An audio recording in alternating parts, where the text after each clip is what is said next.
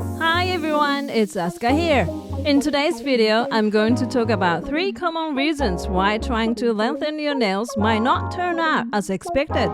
If you're having trouble achieving smooth nail extensions using tips and facing issues like immediate breakage or cracking, the reasons might be introduced here. In today's video, I'm sharing 3 common mistakes that many of you often make, along with ways to improve them, so be sure to watch until the end for all the details. Okay, let's get started!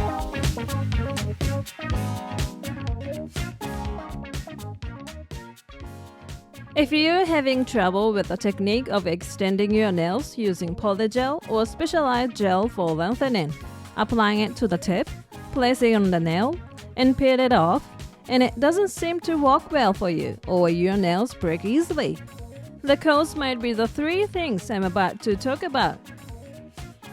Whether you are using firm polygel from a tube or a specialized gel for lengthening, the reasons for failure are usually the same. If you find yourself facing challenges often, watch this video while you extend the length next time. First of all, the reason many people fail is due to the tip being too small. When extending your nail, the first thing you need to do is to choose a tip size that fits your nail. However, many people fail to choose the appropriate tip size that matches their nail size. When we ask our viewers about the reasons for their failures, the majority of them seem to lean towards selecting smaller tips.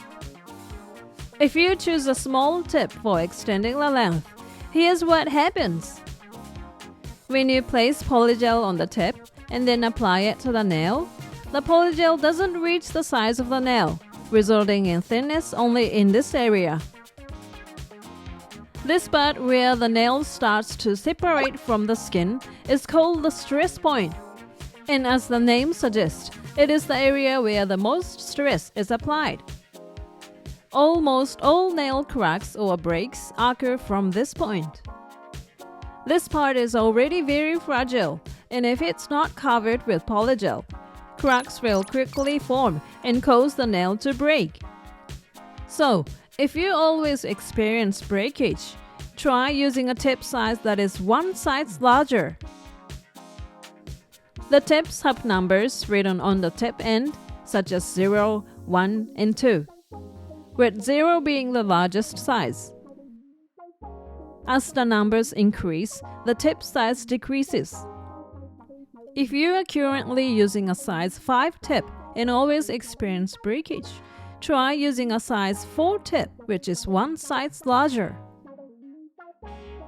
I provide a more in-depth explanation of how to use polygel and choosing the right tips in this video, so be sure to check it out. The second reason. The second cause of failure is applying too much pressure while pressing the tip.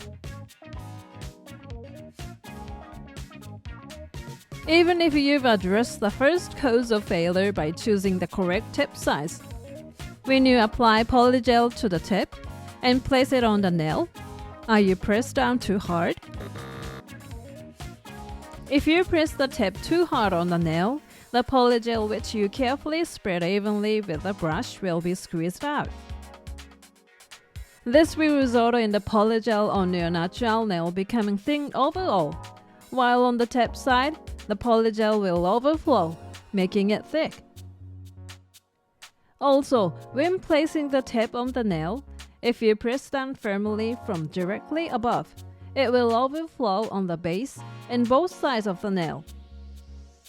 To prevent this, make sure the tip size is correct as mentioned in the first reason, and avoid pressing the tip too hard. Also, when you are placing the tip onto your nail, make sure to position it about 1 to 2 millimeters away from the base of your nail. Temporarily rest the base of the tip there, then gently tilt it towards the tip of your nail. sliding it back to the spot where you initially left a 1 to 2 mm gap from the base.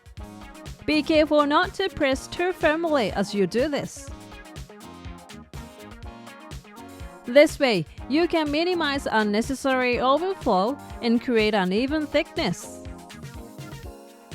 While the root part of the nail becomes thin through sliding, it looks more natural against your natural nail. If you find that the tip side tends to get bulky, use a brush to smooth it out. If it hardens, the only way to fix it is by using a nail drill to file it down.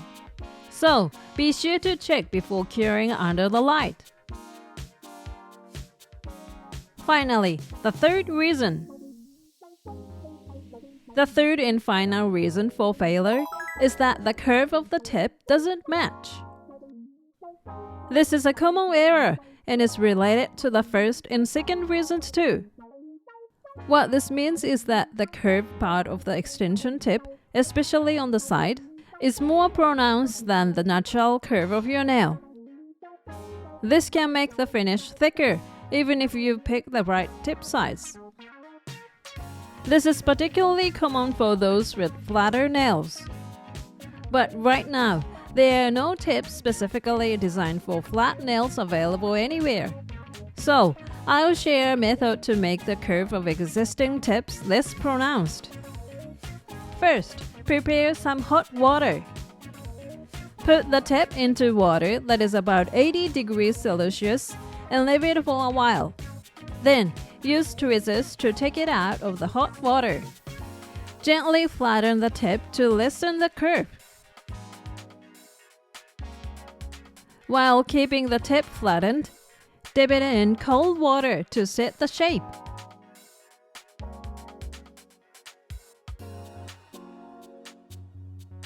This way, you can flatten a tip with a tight curve. If the curve of the existing tip does not suit you, please try this method. How did you find this video about the reasons why nail extensions might not be working out? If you're having trouble with extending the nail tip using polygel or hard gel, I hope you reflect on these 3 reasons for a better and longer lasting look. Thank you for watching. If this video was helpful to you, please hit the like button. And if you'd like to see more videos like this, please subscribe to my channel. See you soon. Bye.